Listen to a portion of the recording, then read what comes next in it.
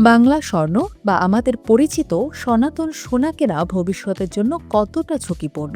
বর্তমানে ২০২৬ সালের মে মাসে দাঁড়িয়ে আমরা যদি বাংলাদেশের বাজারের দিকে তাকাই তবে দেখতে পাই সোনার দাম আকাশচুম্বী। এই মুহূর্তে বাংলাদেশে প্রতি ভরি ২২ ক্যারেট সোনার দাম দাঁড়িয়েছে প্রায় ২,৪৪,৭১১ টাকার বেশি। আন্তর্জাতিক বাজারে প্রতি আউন্স সোনার দাম প্রায় $৪,৬৯৫ ঘরে ঘোরাফেরা করছে। আমাদের স্থানীয় মুদ্রায় যদি ডলারের হিসেব করি তবে $1 বিপরীতে আমরা প্রায় ১২২ টাকা ৮৮ পয়সা বিনিময় হার দেখতে পাচ্ছি। এমন একটি সময়ে যখন সাধারণ মানুষের নাগালের বাইরে চলে যাচ্ছে এই মূল্যবান ধাতু, তখন অনেকেই একটু কম দামে বাংলা স্বর্ণ বা হলমার্ক ছাড়া সোনা কেনার কথা ভাবছেন। কিন্তু এই সিদ্ধান্তটি আপনার দীর্ঘমেয়াদী সঞ্চয়ের জন্য কতটা নিরাপদ তা গভীরভাবে তুলিয়ে দেখা প্রয়োজন।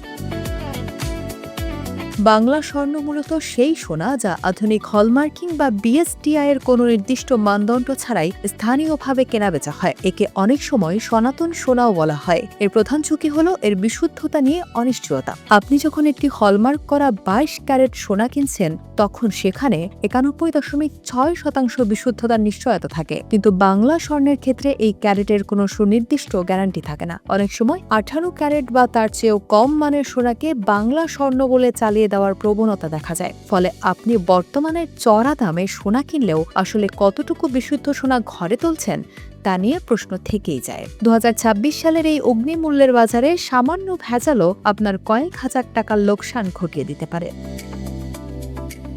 ভবিষ্যতের জন্য বিনিয়োগের কথা চিন্তা করলে বাংলা স্বর্ণ কেনা বেশ ঝুঁকিপূর্ণ, কারণ এর রিসেল ভ্যালু বা পুনরায় বিক্রয় মূল্য অনেক কম। আপনি যদি কোনো ব্র্যান্ডেড শপ থেকে হলমার্ক করা সোনা কেনেন তবে ভবিষ্যতে সেটি বিক্রি করতে গেলে বা পরিবর্তন করতে গেলে আপনি বাজারের সর্বোচ্চ রেট পাবেন। কিন্তু বাংলা স্বর্ণ যখন আপনি বিক্রি করতে যাবেন তখন অধিকাংশ জুয়েলারি দোকানদার এবং বিশুদ্ধতা নিয়ে সন্দেহ প্রকাশ করবেন। অনেক ক্ষেত্রে তারা অ্যাসিড টেস্ট বা কাটিং টেস্ট করতে চাইবেন, যেখানে সোনার একটি অংশ নষ্ট হওয়ার সম্ভাবনা থাকে। তাছাড়া হলমার্ক না থাকায় বিক্রির সময় দোকানদাররা ওজনে কম ধরা বা মান অনুযায়ী দাম কমিয়ে দেওয়ার সুযোগ পান। এতে করে আপনার কষ্টের উপার্জিত টাকা দিয়ে কেনা সম্পত্তি কাঙ্ক্ষিত মুনাফা দিতে ব্যর্থ হয়।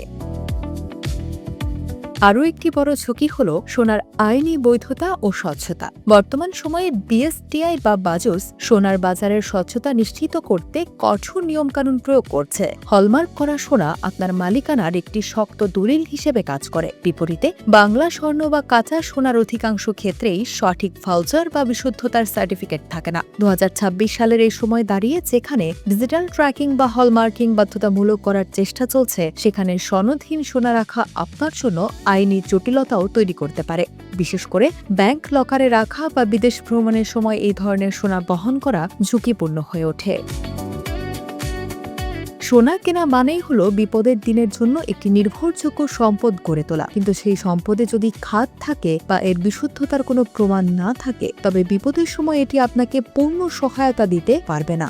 যদিও বাংলা স্বর্ণ কিনতে শুরুতে হয়তো ভরি প্রতি কয়েক হাজার টাকা কম মনে হতে পারে, কিন্তু দীর্ঘমেয়াদে এর লোকসান সেই সামান্য সাশ্রয়ের চেয়ে অনেক বেশি। তাই ভবিষ্যতে নিরাপত্তা এবং সঠিক বিনিয়োগ নিশ্চিত করতে হলে হলমার্ক করা ২২ বা ২১ ক্যারেটের ক্যাডমিয়াম সোনা কেনাই বুদ্ধিমানের কাজ।